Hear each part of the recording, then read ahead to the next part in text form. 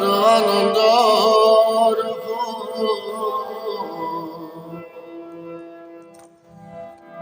ৰাম কৃষ্ণ বাণী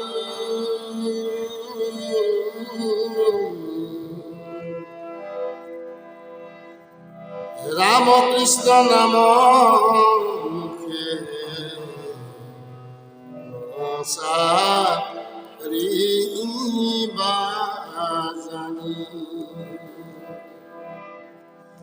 ৰাম কৃষ্ণ নাম মুখে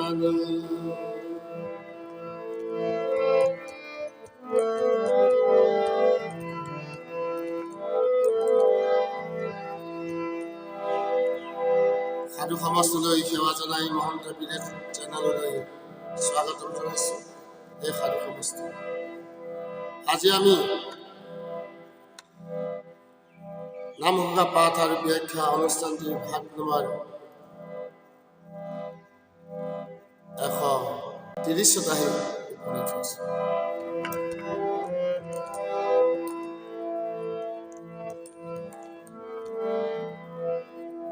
ভাগ নম্বৰ ভাগিত আজি আমি আগবঢ়াম ঘোষা নম্বৰ 441 আৰু 442।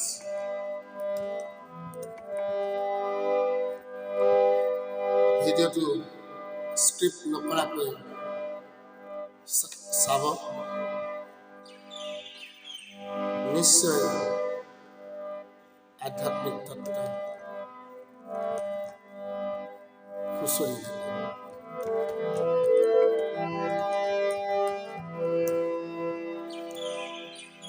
অপাৰ আনন্দ ৰস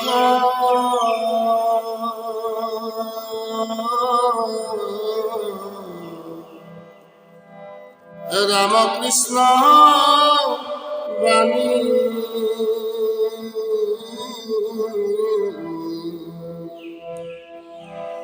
ৰাম কৃষ্ণ নাম মুখে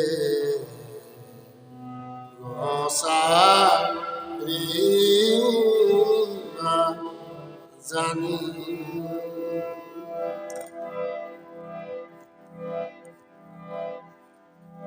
ৰামকৃষ্ণ বাণী অপাৰ আনন্দ আৰু ৰস। ব্ৰহ্মাণ্ডত ৰামকৃষ্ণ নামৰ অবিহনে কতো মধুৰ ৰসযুক্ত আৰু প্ৰাণ জুৰুৱা নাম নাই বা সুখ নাই। নামি পৰম ধৰ্ম ধন চিন্তহু মনোভাৱ পৰম ধন ঈশ্বৰ কৃষ্ণ। শ্ৰী শ্ৰী সকলো আনন্দতকৈ ৰামকৃষ্ণ নামৰ আনন্দই হ'ল সৰ্বশ্ৰেষ্ঠ।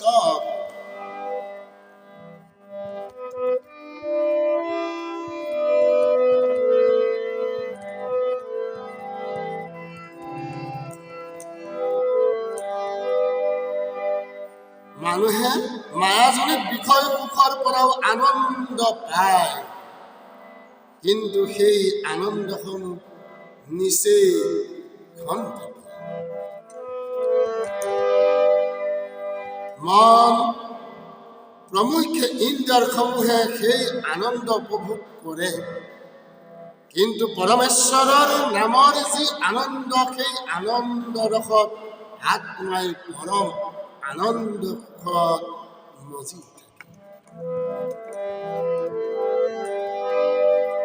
পৰমাত্মাৰ সুখৰ স্থল ঈশ্বৰ কৃষ্ণৰ নাম। আনন্দময় ব্ৰহ্ম, সেই আনন্দক সেৱা কৰিলেই জীৱ আনন্দৰ ভাগী হ'ব পাৰে। সেয়ে এই ঘোষাত মহাপুৰুষ জনাই জীৱসমূহক সংসাৰৰ খন্তেকীয়া মায়াজনিত বিষয় আনন্দত মজি নাথাকি প্ৰকৃত আত্মা আনন্দ অৰ্থাৎ পৰমেশ্বৰৰ পৰম মংগলময় ৰামকৃষ্ণৰ নাম অবিৰাম মুখেৰে কীৰ্তন কৰি অপাৰ আনন্দ ৰসত মজি থাকিবলৈ উপদেশ দিছে।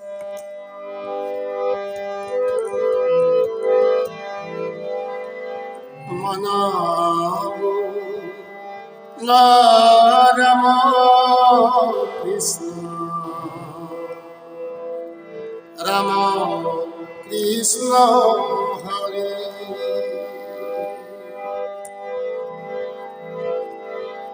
হৃদয়ত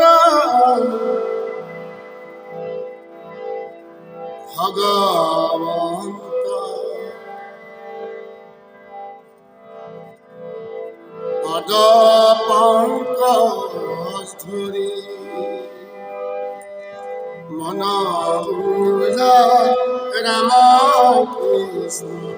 রাম কৃষ্ণ হরে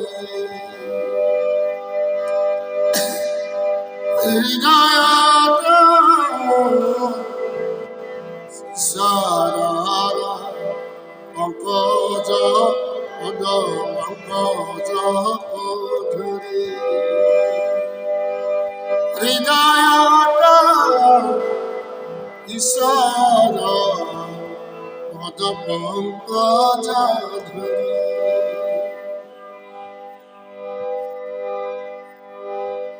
হরে সমস্ত আমি ঘোষা নম্বৰ 442 আগবাঢ়িব খুজিছো। জপ ৰাম নাম ভাই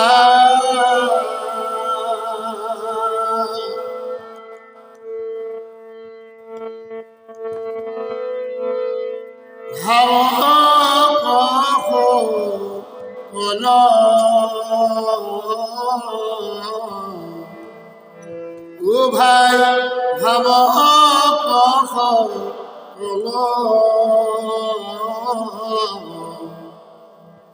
ৰাম নাম বিনে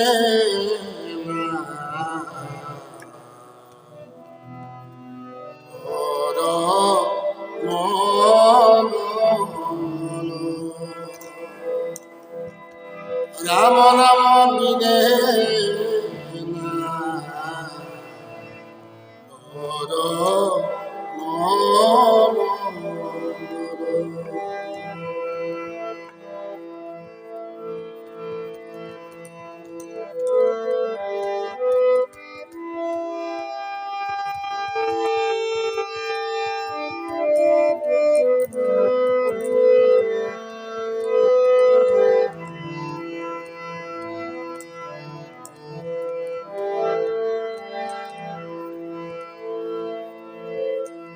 হে ভাবুক ভাই সকল,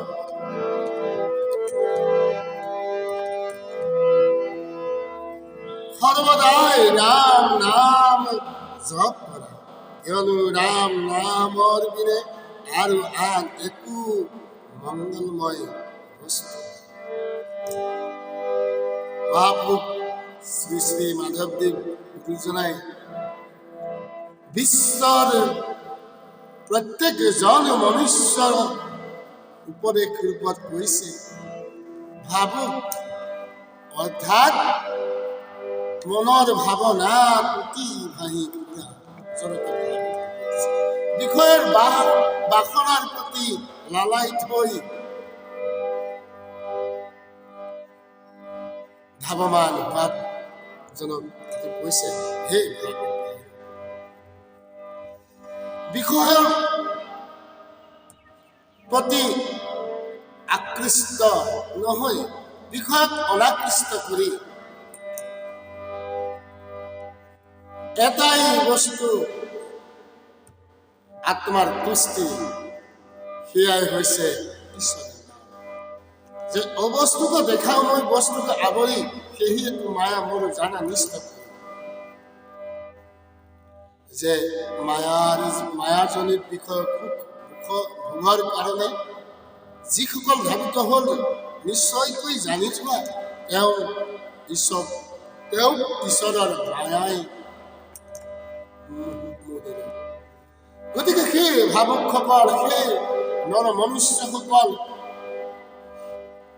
ঈশ্বৰৰ মায়াত আবদ্ধ নাথাকি আত্মাৰ তুষ্টিৰ হেতু তেওঁ ঈশ্বৰক কৃষ্ণক তুষ্টিৰ হেতু মনুষ্য জনম সম্ফলৰ হেতু কেৱল নাম বস্তু গ্ৰহণ কৰি ঈশ্বৰ কৃষ্ণ দিন ৰাত সৰ্বক্ষণ ঈশ্বৰৰ নাম জপ। এতিয়া ইয়াত যদি কোনোবাই কয় যে তপ জাগ যজ্ঞ সবে বিড়ম্বন তপ জপ জাগ যজ্ঞ জপ, এয়া নাম জপৰ কথাহে কোৱা হৈছে, বিষয়ৰ ভোগ বিলাসৰ জপৰ কথা কোৱা নাই। আত্মাৰ তুষ্টিৰ যি নাম বস্তু, সেই নাম বস্তু জপ আছে।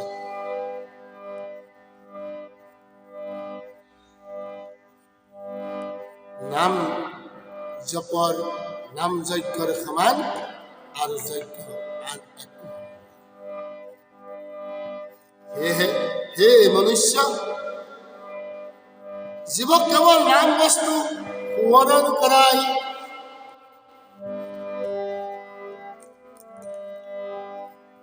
শ্ৰেষ্ঠ মনুষ্যত্বৰ জ্ঞান। কৃপালু গুৰুজনাই ঘোষা শাস্ত্ৰখনি সংকলন কৰোঁতে পৰম কৃপা পৰৱেশে এই ঘোষাসমূহ ৰচনা কৰিছে। প্ৰতিটো ঘোষাত ৰাম কৃষ্ণ হৰি গোপাল গোবিন্দ নাৰায়ণ নিৰঞ্জন আদি হৰিৰ মহিমাযুক্ত নামসমূহ উল্লেখ কৰি থাকিলে জীৱৰ পৰম সুখ, প্ৰেমানন্দ সুখ, আত্মাৰ তুষ্টি লাভ হ'ব।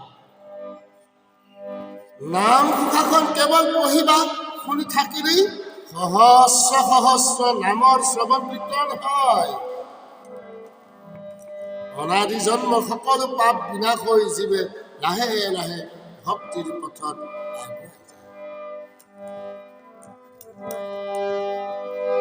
হৰি নাম হৰি নাম হৰি নাম ৰাম কৃষ্ণ হৰি ৰাম জপ অবিৰাম,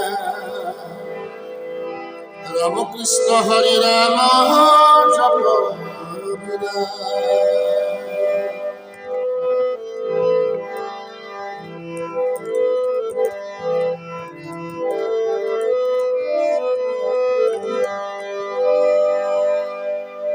এই ঘোষা ফাঁকি এৰাই ভাবক বা চিন্তাশীল সকলক সম্বোধন কৰি কৈছে যে ৰাম নামতকৈ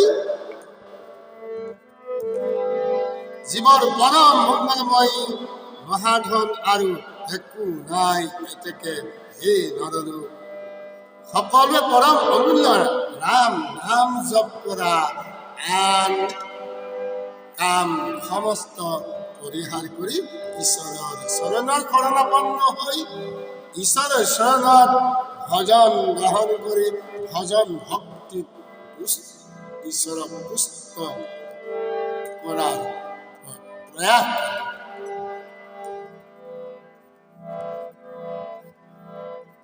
ৰাম নামৰ জপি অৰ্থাৎ মুহূৰ্তমান ময়ো নষ্ট নকৰি, মুহূৰ্তমান সময় নষ্ট নকৰি নিজৰ পৰম মংগল কৃষ্ণ সাধু সমস্ত আজিলৈ ইয়াতে সামৰিছোঁ। পুনৰ আমি আগন্তুক এটি নতুন যোৱাৰ আগত মই আপোনালোকক পুনৰবাৰ কম, সাধু সমস্ত ভিডিঅ'টো কেনে পালে চোৱাৰ অন্তত লাইক কমেণ্ট কৰিব, ফেচবুকত চাই থকা সকলে শ্বেয়াৰ কৰিব। নিশ্চয় আপোনাৰ সতীৰ্থসমূহ এই ভিডিঅ' পাই আধ্যাত্মিক দিশত অলপ হ'লেও মনোনিৱেশ যেন কৰিব পাৰে। লগতে যিসকলে মহন্ত বীৰেশ এই চেনেলত প্ৰথমবাৰৰ কাৰণে দৰ্শক হৈছে তেওঁলোকৰ প্ৰতি মোৰ ভক্তিভৰা সেৱা নিবেদন জনাই ক'ব বিচাৰিছোঁ, আগন্তুক আমাৰ ন ভিডিঅ'সমূহ আৰু আধ্যাত্মিক তত্ত্বৰে নিপুণ কথা জানিবৰ কাৰণে তাৎক্ষণিক ৰূপে পাবৰ কাৰণে চেনেলটো ছাবস্ক্ৰাইব কৰি থ'ব। আজিলৈ